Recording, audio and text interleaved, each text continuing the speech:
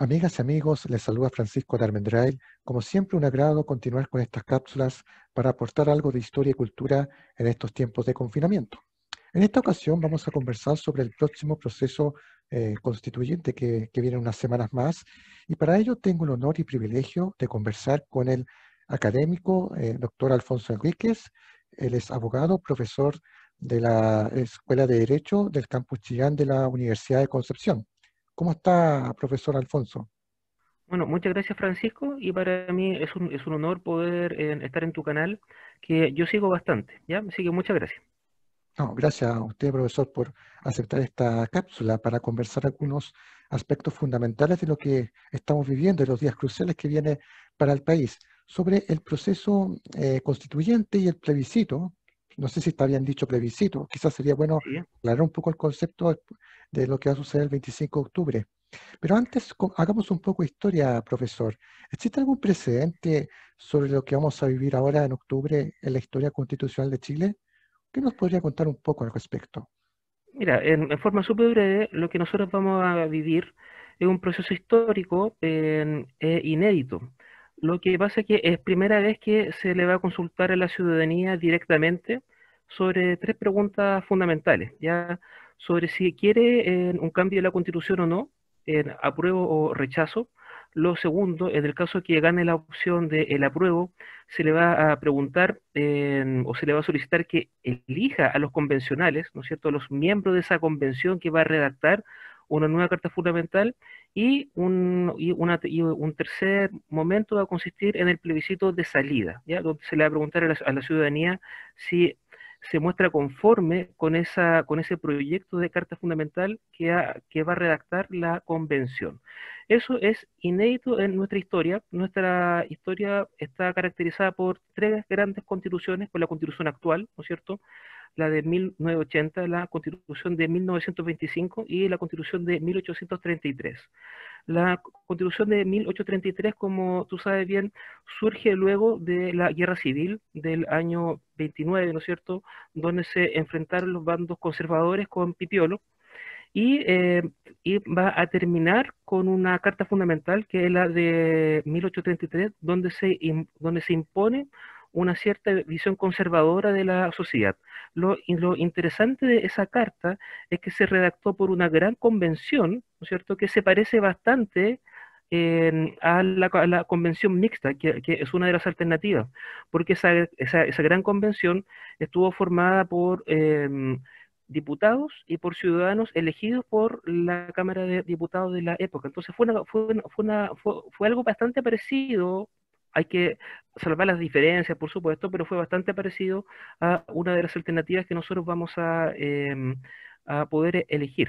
Pero Claro, no fue pero en ningún caso fue una carta fundamental donde la ciudadanía, y por razones históricas, por supuesto, pudo participar. Y algo similar nosotros tenemos con la Constitución del año 25, donde fue redactada por una comisión cuyos miembros fueron nombrados por el presidente Alessandri, ¿no es cierto? Donde sí existió un plebiscito, pero existió solamente para ratificar el texto que esta subcomisión redactó.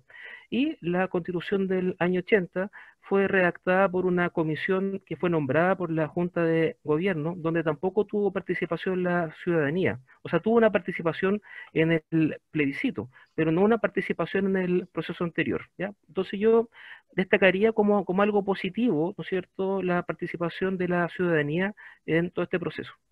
claro, o sea, por primera vez la ciudadanía, como te dice el profesor, va a poder participar, va a tener una alta participación para este 25 de octubre, guardando el contexto histórico en que se dieron, obviamente, las cartas Por supuesto. fundamentales anteriores. Profesor, ¿podría explicarnos un poco qué es lo que va a suceder el 25 en detalle? ¿Es un plebiscito, en términos correctos? ¿Cómo se puede Sí, definir? sí, la doctrina califica esto como un plebiscito en el sentido que es una consulta que se le hace a la ciudadanía acerca de de un problema de interés común y la decisión de la ciudadanía va a ser vinculante para todos los poderes públicos y privados, ¿ya? Eso es lo primero que hay que aclarar. Lo que se va a consultar ese día son dos preguntas, ¿ya? Primero, si se aprueba, ¿no es cierto?, la redacción de una nueva carta fundamental o se rechaza esa posibilidad y se mantiene el texto de la actual carta del año 80. Y la segunda pregunta tiene que ver con el mecanismo para redactar una eventual nueva constitución. Y esa pregunta tiene dos alternativas. Una de las alternativas tiene que ver con lo que se llama una convención mixta, ¿ya? Una comisión mixta. Esta convención, ¿no es cierto?, va a estar formada por un número igual de parlamentarios y de ciudadanos elegidos para redactar una carta fundamental. Y la otra alternativa es una convención constituyente o constitucional, ¿ya? Donde va a estar formada esencialmente solo por ciudadanos elegidos para el único efecto de redactar la Carta Fundamental, de tal manera que cuando terminen su trabajo van a cesar en sus funciones y van a tener una inhabilidad también para poder optar a cargos públicos por un plazo determinado. O sea, son Perfecto, esas dos preguntas básicas las que se nos va a consultar ese día. perfecto. Profesor, estamos en este momento en la plena campaña de plebiscito, en la franja televisiva, en las redes sociales principalmente, entre el apruebo y el rechazo. Primero, ¿cómo considera a su juicio que se están llevando a cabo las campañas de difusión en general? Ya, mira, yo tengo un juicio bastante crítico de las campañas. Ya, hay que partir de la base de que las campañas son un proceso de propaganda que tienen que utilizar un lenguaje sencillo, ¿no es cierto?, para llegar a la ciudadanía. Pero creo yo que se está sacrificando esa sencillez, ¿no es cierto? Y se está distorsionando mucho el mensaje. Vamos por parte de una manera bastante breve, ¿ya? La campaña que está en contra de cambiar la actual Carta Fundamental, que es una opción súper aceptable y legítima, hay que decirlo. O sea, pequeño paréntesis, este proceso tiene que ser llevado en un contexto de amistad cívica, ¿ya? Tanto optar por el apruebo como por el rechazo son opciones válidas y hay argumentos también muy razonables tanto a favor de una como de otra opción. Lo que pasa es que la campaña del rechazo, creo yo que se ha enfocado en aspectos muy negativos y ha inducido un poquito a error a la población cuando indica, por ejemplo, de que existen ciertas garantías fundamentales que se encuentran en peligro, ya como el derecho de propiedad, como la libertad de conciencia. Eso no va a ocurrir porque existen límites que la convención va a tener que respetar. Por ejemplo, los tratados sobre derechos humanos, donde están reconocidas estas garantías fundamentales, ¿ya? Entonces, esos tratados son un piso mínimo y en ningún caso están en peligro. Otro aspecto en el cual la campaña del rechazo ha insistido bastante tiene que ver con esta idea de los dos congresos, ¿no es cierto? Creo yo que también se induce error porque técnicamente, o sea, uno lo ve desde un punto de vista puramente jurídico, ¿ya? Desde un punto de vista jurídico va a existir solo un Congreso, ¿no es cierto? Que es el actual Congreso que está en la Constitución, que va a seguir funcionando exactamente igual con su trabajo normal, y la Convención, que va a tener la función de redactar una carta fundamental y no dictar leyes. Entonces, en ningún caso van a existir dos congresos. Y otro argumento que se ha insistido mucho tiene que ver con que va a ser un proceso caro, ¿ya? Y eso creo yo que hay que tener cuidado porque lo que pasa es que la democracia, como forma de gobierno y como forma de vida también, es algo que cuesta dinero mantener, ¿ya? No es algo barato, ¿ya? Entonces, yo estoy muy en contra de esa idea de que se le pone precio a la democracia, que la democracia tiene que ser algo barato, ¿ya? Creo yo que eso hay que cuestionarlo un poco más.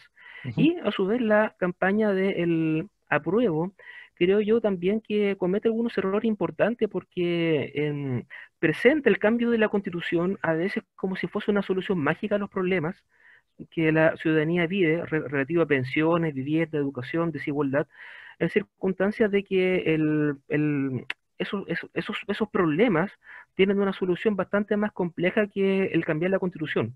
La solución a esos problemas pasan parte por cambiar la constitución, pero el cambio de la constitución es una parte del problema, ¿no es cierto? Y tampoco es la solución mágica a esas dificultades. Claro, ahí también tiene que ver un poco el poder de los medios de comunicación. Bueno, en el último tiempo las redes sociales han sido fundamentales en el proceso de propaganda y de persuasión también para uno u otra opción en los últimos años, sin duda alguna. ¿No?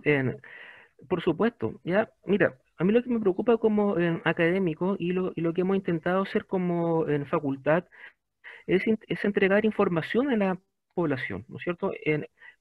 Hemos intentado explicar, por ejemplo, de que los temas sobre pensiones, sobre seguridad social, sí están relacionados con la Carta Fundamental, pero que tampoco es suficiente con incorporar muchos derechos, ¿no es cierto?, para gozar de una mejor calidad de vida, porque el tema pasa por establecer ciertos elementos en la Constitución nueva, ¿no es cierto?, que son esencialmente políticos, que permitan que esos derechos se concreten en la práctica. Porque bien podríamos tener, ¿no es cierto?, como sucede en el constitucionalismo comparado con nuestros vecinos, por ejemplo, que tienen, ¿sí? tienen cartas fundamentales con muchas garantías, pero que no se concretan en la práctica, producto de la existencia de ciertas barreras políticas que no permiten alcanzar esos objetivos. Entonces, a mí me preocupa también, Francisco, de que el debate esté muy concentrado en los temas sobre los derechos, que yo no digo que no sean importantes, son muy importantes, y perdamos de vista lo que para mí es probablemente el problema central que tiene que ver con la definición del sistema político, ya con las preguntas de si mantenemos el sistema presidencial que tenemos actualmente o si pasamos a un sistema semipresidencial o un sistema Claro. parlamentario, si nosotros vamos a seguir con un Congreso con dos cámaras, ¿no es cierto? O pasamos a un Congreso con una sola cámara, con un tema que nos preocupa mucho a las personas que vivimos en regiones que tienen que ver con la autonomía de las regiones, ¿no es cierto? Etcétera. Entonces son muchos los temas que yo considero que son tanto o más relevantes que el asunto sobre los derechos fundamentales. Claro, y ese tema sin duda que hay que difundir también para que todos nosotros tengamos conocimiento de ello eh, para lo que pasa el 25 de octubre. Profesor, ¿qué va a pasar después del 25 de octubre? ¿Qué es lo que debería suceder, por ejemplo, si se aprueba para una convención constitucional, ¿cierto? Constituyente, perdón. Sí. Mira, lo que viene después es la elección de los convencionales, ¿ya? Esa elección tendría que ser, según el calendario, en el mes de abril. Es decir, estamos a la vuelta de la esquina, ¿ya? Otro tema, paréntesis, yo veo las fuerzas políticas, aunque creo que cambió un poquito el panorama hace algunos días, pero las veo bastante fraccionadas y eso creo yo que hay que tener cuidado desde el punto de vista político. O sea, para mí, ojalá que las fuerzas políticas pudiesen llegar al proceso, cada una con un mensaje unitario, para que la ciudadanía efectivamente tenga claridad acerca de cuáles son las alternativas en juego. Bueno, para responder más directo a tu pregunta, Francisco, la elección de convencionales para mí va a ser determinante. Creo yo que es la gran elección de este proceso, ¿ya? Porque hay que hablar que esto es un proceso, ¿ya? Son varias etapas. Claro, En- ¿Por qué es tan importante? Mira, porque lo que pasa es que uno de los aspectos claves del diseño de este proceso tiene que ver con el hecho de que para llegar a acuerdos en cada uno de los artículos se exige o se va a exigir un quórum particularmente alto, que es un quórum de 2/3. Algo que yo celebro bastante porque es un mecanismo que va a impedir en el fondo que cualquier fuerza política pueda imponerse o avasallar a la fuerza política contraria y lo que va a forzar es a llegar a consensos, ¿ya? Ahora, ese mecanismo de los 2/3, como se comprende, es en un quórum alto.